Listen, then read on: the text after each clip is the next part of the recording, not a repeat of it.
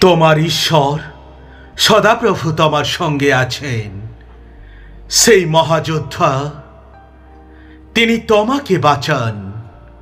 তিনি তোমাকে নিয়ে খুবই আনন্দিত হবেন। তার ভালোবাসায় তিনি তোমাকে আর তিরস্কার করবেন না।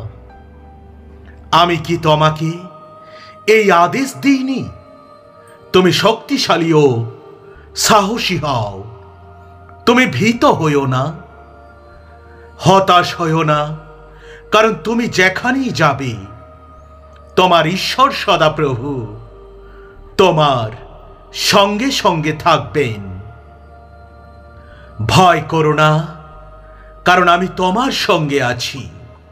হতাশ হইও না, কারণ আমি তোমার ঈশ্বর। আমি তোমাকে শক্তি দেব ও তোমাকে আমি সাহায্য করব।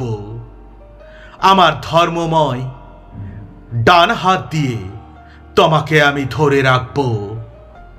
কিন্তু সেখান থেকে তোমাদের ঈশ্বর সদাপ্রভুর দিকে মন ফিরাও। তোমরা তাকে পাবে যদি তোমরা তোমাদের সমস্ত মন ও সমস্ত প্রাণ দিয়ে তার অন্বেষণ করো। তুমি ছাড়া স্বর্গে আমার আর কে আছে? তুমি ছাড়া জগতে আর কিছুই আমি কামনা করি না। যখন আমি ভীত, আমি তোমার উপর আস্থা রাখি প্রভু। হে সদাপ্রভু, তুমি আমার ঈশ্বর।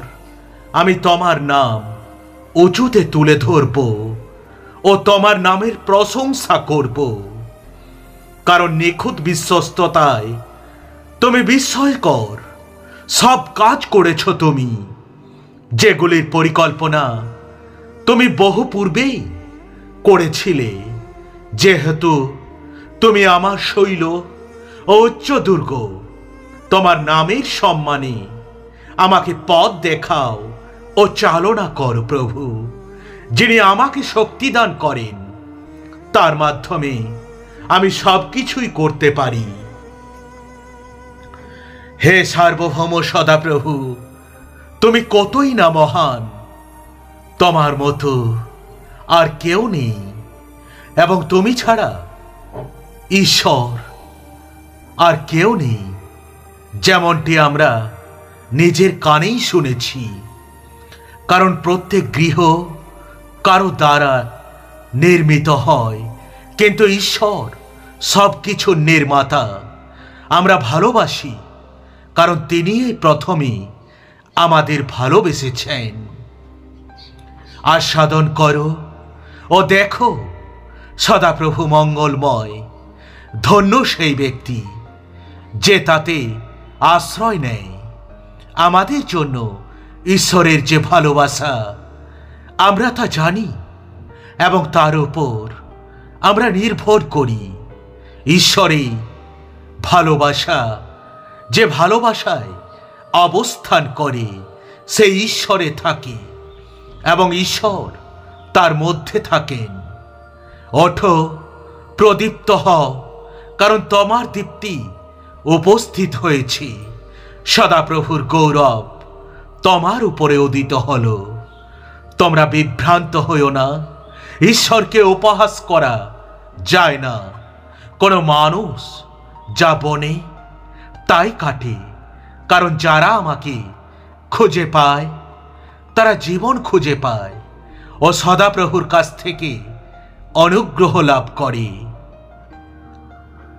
ঘাস শুকিয়ে যায় ও ফুলগুলি ঝরে পড়ে, কিন্তু আমাদের ঈশ্বরের বাক্য থাকে চিরকাল, চিরস্থায়ী। কেউ কখনো ঈশ্বরকে দর্শন করেনি, কিন্তু আমরা যদি পরস্পরকে ভালোবাসি, ঈশ্বর আমাদের মধ্যে বাস করেন এবং আমাদের মধ্যে তার ভালোবাসা পূর্ণতা লাভ করে। কারণ আমার চিন্তাধারা তোমাদের চিন্তাধারার মতো কিন্তু নয়, আবার আমার পথ সকল তোমাদের পথ সকলের মতো নয়, এ কথা বলেন সদাপ্রভু। সদাপ্রভুর মতো পবিত্র কেউ যে আর নেই, মোদের ঈশ্বরের মতো শৈল যে আর নেই।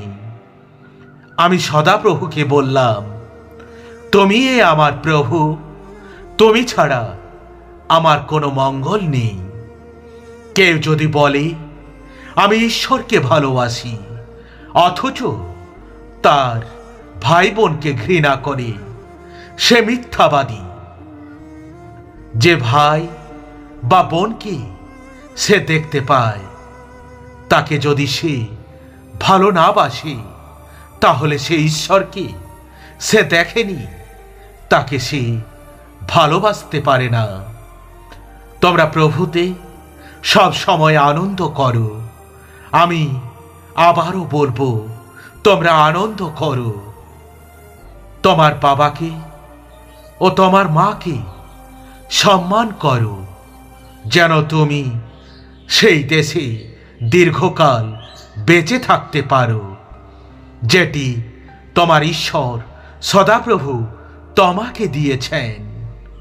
আমার পরিত্রাণ ও আমার সম্মান ঈশ্বরের কাছ থেকে আসি। তিনি আমার শক্তিশালী শৈল, আমার আশ্রয়স্থান।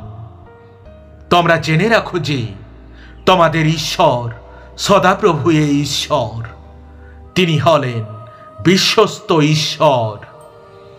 যারা তাকে ভালোবাসে ও তার আদেশগুলি পালন করে, তাদের জন্য তিনি যে ভালোবাসার বিধান স্থাপন করেছেন, তা তিনি হাজার হাজার পুরুষ পর্যন্ত রক্ষা করেন।